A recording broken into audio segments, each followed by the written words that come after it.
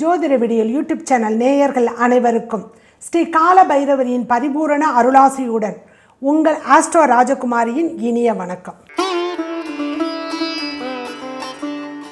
இன்னைக்கு பங்குனி 26 8/4/2024 வரக்கூடிய சோம அமாவாசை. ஏன் சோம அமாவாசைன்னு சொன்னேன்னா, திங்கக்கிழமை அமாவாசை வந்ததுன்னா ரொம்ப விசேஷங்க. ஏன் அப்படின்னா, சோமன் அப்படின்னா சந்திரன்னு அர்த்தம். திங்கக்கிழமை சந்திரனுக்கு உரிய கிழமை, அதில் வரக்கூடிய அமாவாசை ரொம்ப விசேஷமான ஒரு அமாவாசை. அன்று நான் முன்னோர்களுக்கெல்லாம் வழிபாடு செய்யணும். யாருக்கெல்லாம் அப்பா இல்லையோ அவர்கள் திதி கொடுக்கலாம் அமாவாசை அன்னைக்கு. இல்லைங்க எனக்கு அப்பா உயிரோடு இருக்காங்க, அம்மா இருக்காங்க அப்படின்னா அம்மாவுடைய ஃபோட்டோவுக்கு முன்னாடி நீங்கள் உங்கள் முன்னோர்கள் எல்லோரையும் நினச்சி பொதுவாக ஒரு அவங்களுக்கு பிடிச்சதை நீங்கள் நிவேதனம் செஞ்சுட்டு காக்காவுக்கு வைக்கலாம்.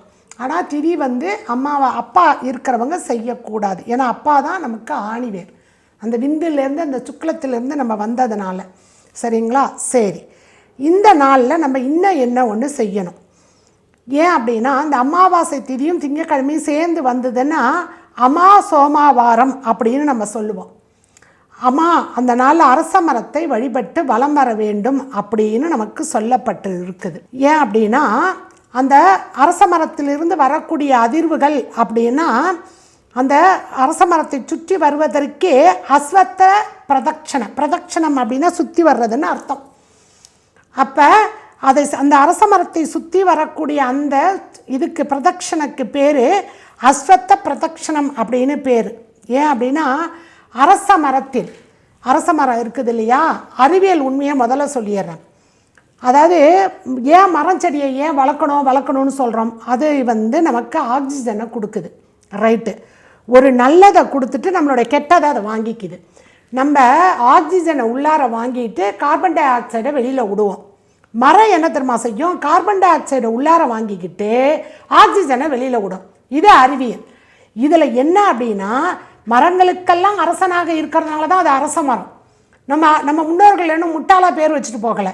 ஏன் தெரியுமா, இந்த அரச மரம் மற்ற மரங்கள் எல்லாம் எவ்வளவு ஆக்சிஜனை வெளியில் விடுதுங்கிறது ஒரு அளவுகோல் இருக்குது அறிவியலில். ஆனால் அரச மரம் 1500 கெப்பாசிட்டி உள்ளதை வெளியில் விடுதான். அப்போ எவ்வளோ பாருங்கள், பேர் வைக்கிறதுல கூட எவ்வளோ ஒரு அறிவியலோடு வச்சுட்டு போயிருக்காங்க. ஒவ்வொன்றுமே வியக்கத்தக்கது. நமக்கு புரியலைங்கிறதுனால நம்ம அதை தவறுன்னு சொல்லிக்கிட்டு இருக்கிறோம். அதனால தான் அதுக்கு பேரே அரச மரம். இன்னொன்று, அதில் என்ன ஆன்மீகம் அப்படின்னா, இந்த அரச மரத்தினுடைய வேர் பகுதி பிரம்மாவுக்கு உரியதான், மத்திய பகுதி மகாவிஷ்ணுக்கு உரியதான், மேலே இருக்கக்கூடியது சிவனுக்கு உரியதான், அதில் இருக்கக்கூடிய இலைகள் எல்லாம் தேவர்களாம். அப்போ பாருங்கள், எல்லா அரச மரத்துக்கு அடிக்கும் நம்ம பிள்ளையாரை வச்சு டெய்லி போய் அரச மரத்தை சுற்றி வழிபாடு செய்யணும் அப்படின்னு நமக்கு முன்னோர்கள் சொல்லி கொடுத்துட்டு போயிருக்காங்க. அதே மாதிரி இப்போ சினிமாவில் வர்ற மாதிரி எல்லா கிராமத்துலேயும் கட்ட பஞ்சாயத்து நடக்கிறதும் நாட்டாமைகள் உட்காரதும் அரச மரத்துக்கு கீழே தான். ஏன் அப்படின்னா, அட்லீஸ்ட் இவங்க தீர்ப்பெல்லாம் வழங்குறதுக்குள்ளார இந்த ஊர் மக்கள் எல்லாம் ஒன்று கூடி இந்த அரச மரத்துக்கு கீழே நிற்கும் பொழுது இந்த ஆக்சிஜன் அதிகமாக உள்ளாரப்பட்டு அடுத்த தப்பு எவனும் செய்யாமல் இதை மாதிரி ஒரு நாட்டாமை நடக்காமல் இருக்கணுங்கிறதுக்காக எல்லாம் ஒன்றோட ஒன்று இணைவாக இருக்கக்கூடியது தான்.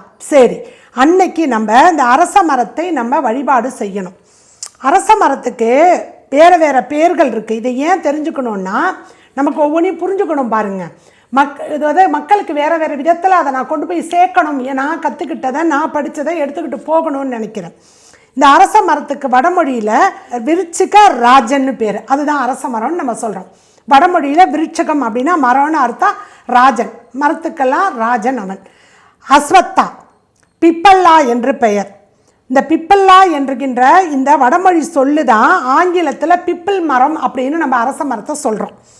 கிருஷ்ண பகவான் மரங்களில் நான் அரச மரமாக இருக்கிறேன் அப்படின்னு பகவத்கீதையில் சொல்கிறாரு. புத்தர் ஒரு அரச மரத்து அடியில் இருந்து தியானம் செய்யும் பொழுது தான் அவர் ஞானம் பெற்றார். பௌத்த மதத்தினர் இந்த மரத்தை போதி மரம் என்று சொல்கிறார்கள். அரச மரத்தை நம்ம சுற்றி வரும்பொழுது, பெண்கள் இந்த அரச மரத்தை சுற்றிட்டு வரும்பொழுது அவர்களுக்கு அந்த கர்ப்பப்பையில் இருக்கக்கூடிய அந்த கர்ப்பம் தங்கி அதை நிலைக்கக்கூடிய அதுக்கு ஒரு ஹார்மோன் சுரக்கணும். அது நல்லா சுரக்கணும் அப்படிங்கிறது மகப்பேறு மருத்துவர்கள் சொல்லக்கூடிய அறிவியல் அறிவியலுடைய உண்மை அது. இப்பேற்பட்ட இந்த அரச மரத்தை நம்ம அன்னைக்கு சுற்றணும்.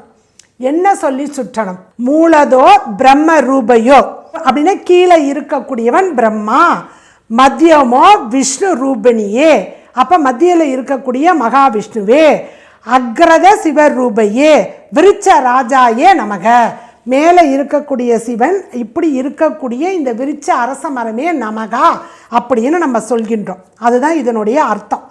சரிங்களா? சரி, இன்று இதை சுற்றுவது காலையில் நீங்கள் ஒரு 9 மணிக்குள்ளார சுற்றிடணுங்க. சரிங்களா? ஏன் அப்படின்னா இந்த 9 மணிக்கு இந்த சூரிய கதிர்வீச்சுக்கள் இந்த அரச மரத்தில் பட்டு அந்த ஆக்சிஜன் ஆனது ரொம்ப அதிகமாக வரக்கூடியதாக இருக்கக்கூடிய வேலை.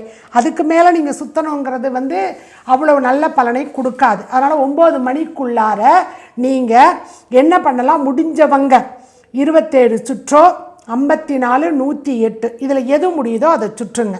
இவ்வாறாக சுற்றி நீங்கள் வழிபாடு செய்யும் பொழுது சோமன், இந்த சோமன்னா மனசுக்கு காரகனாக இருக்கக்கூடிய சந்திரன், உடலுக்கு காரகனாக இருக்கக்கூடியவன். ஒரு உடல் அழிவு பெற்றாதான் அந்த உடலுக்காக நம்ம திதி கொண்டாடுகிறோம். கொண்டாடுறதில்ல, வரவேற்கிறோம், அதை செய்கிறோம், அந்த பூஜையெல்லாம் சரிகிறோமா? ஏன்னா அதை கொண்டாடி அந்த பூஜையை செய்து ஆசீர்வாதத்தை வாங்கும் பொழுது அது கொண்டாட்டம் தானே. அப்படி இருக்கும் பொழுது இந்த சோமாவாதி அமாவாசை அன்று இன்னும் ஒரு பெரிய சிறப்பு. அன்றைக்கி சூரிய கிரகணம் இந்தியாவில் தெரியாது. ஏன் அப்படின்னா கிரகணம் அன்றைக்கி நைட்டு நடக்க போகுது, அதனால் நமக்கு தெரியாது. அதனால் மிக சிறப்பாக இருக்கக்கூடிய இந்த நாளில் இந்த சோமாவாதி அமாவாசை தினத்தன்று சொல்லக்கூடிய மந்திரத்தை கூறி யாருக்கெல்லாம் முடியுதோ காலையில் குளிச்சுட்டு நீங்கள் கொஞ்சோண்டு தண்ணியை மட்டும் குடிச்சிட்டு நேராக போய் நீங்கள் இந்த அமாவாசை அன்னைக்கு அரச மரத்தை சுற்றி வழிபாடு செய்துவிட்டு அதற்கு பிறகு நீங்கள் உங்களுடைய முன்னோர்களுக்கு திதி கொடுத்து மதியம் படையல் போட்டுட்டு அன்று மாலை சிவன் கோயிலுக்கு சென்று வழிபாடு செய்ய வேண்டும்.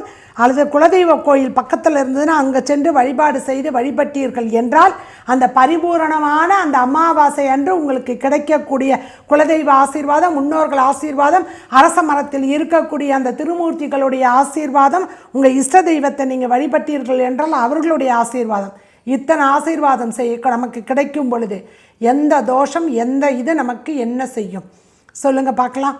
அதனால் உங்களுடைய பார்வைக்கு உங்களுடைய அறிவிக்கே நான் இதை விட்டு செல்கிறேன். எல்லோரும் அன்று வழிபாடு செய்வோம். எல்லோரும் ஒன்றாக இருந்து நாம் வழிபாடு செய்யும் பொழுது இப்போ பார்த்திங்களா, நமக்கு இந்த கொரோனாங்கிற வியாதி சுவாசத்துக்குள்ள ஒரு வியாதி, அது மாதிரி மற்ற வியாதிகள் வராமல் நம்மை தடுக்கக்கூடிய ஒரு அறிவியல் உண்மையை இங்கே உங்களிடம் விட்டு செல்கிறேன்.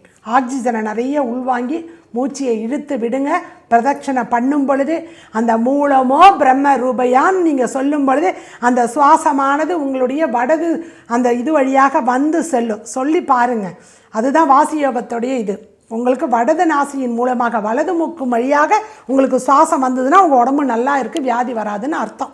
அதை சொல்லி நீங்கள் செய்யும் பொழுது அந்த மூச்சை இழுத்து மெதுவாக, இத்தனை திருப்பம் தான் சொல்லணும் இல்லை, நீங்கள் ஒரு திருப்பமே பொறுமையாக சொன்னீங்கன்னா கூட போதும். சொல்லி வழிபாடு செய்து நீங்கள் வழிபட்டுட்டு அங்கே இருக்கக்கூடிய விநாயக பெருமானை வழிபட்டுட்டு அரச மரத்துக்கு 2 தீபம் ஏற்றி வழிபாடு செய்துவிட்டு வாங்க. முடிஞ்சவர்கள் 3 தீபம் ஏற்றுங்க.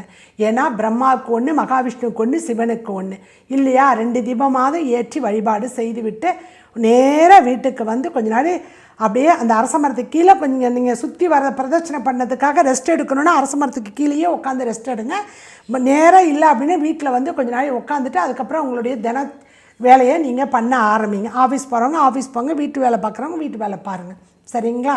எல்லோருக்கும் பரிபூரணமாக இந்த சோம அமாவாசையினுடைய பரிபூரணம் கிடைக்க வேண்டும் என்று நானும் வேண்டி வணங்கிக் கொள்கிறேன். அடுத்த ஒரு நல்ல பதிவில் உங்களை சந்திக்கிறேன். நன்றி, வணக்கம்.